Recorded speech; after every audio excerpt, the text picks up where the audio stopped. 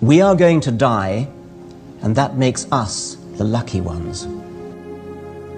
Most people are never going to die because they're never going to be born.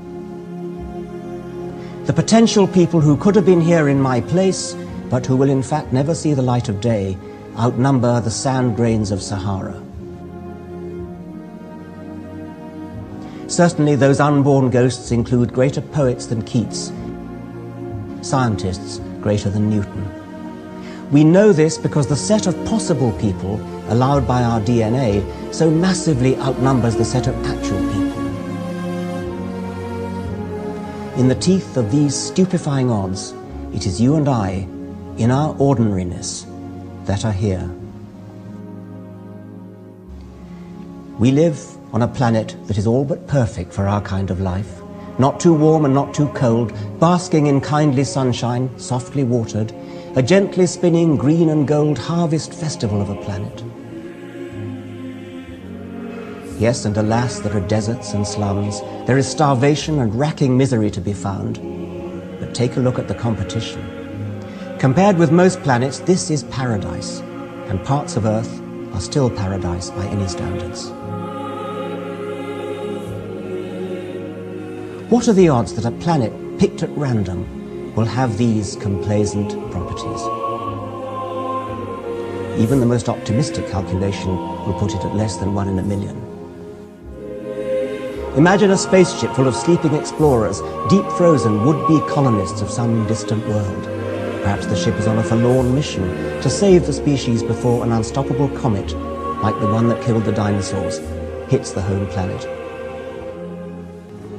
The voyagers go into the deep freeze, soberly reckoning the odds against their spaceships ever chancing upon a planet friendly to life.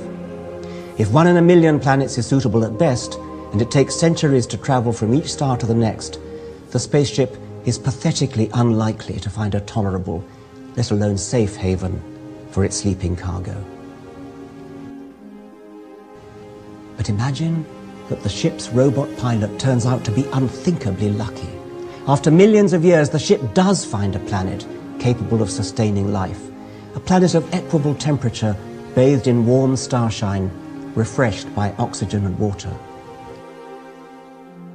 The passengers, Rip Van Winkles, wake stumbling into the light.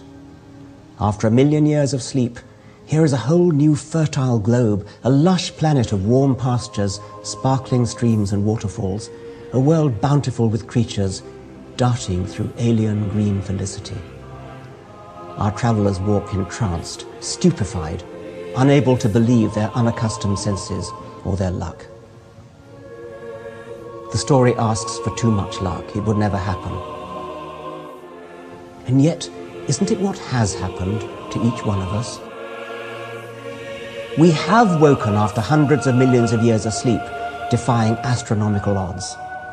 Admittedly, we didn't arrive by spaceship, we arrived by being born. And we didn't burst conscious into the world, but accumulated awareness gradually through babyhood. The fact that we gradually apprehend our world, rather than suddenly discovering it, should not subtract from its wonder. It is no accident that our kind of life finds itself on a planet whose temperature, rainfall, and everything else are exactly right. If the planet was suitable for another kind of life, it is that other kind of life that would have evolved here. But we, as individuals, are still hugely blessed, privileged, and not just privileged to enjoy our planet. More, we are granted the opportunity to understand why our eyes are open and why they see what they do in the short time before they close forever.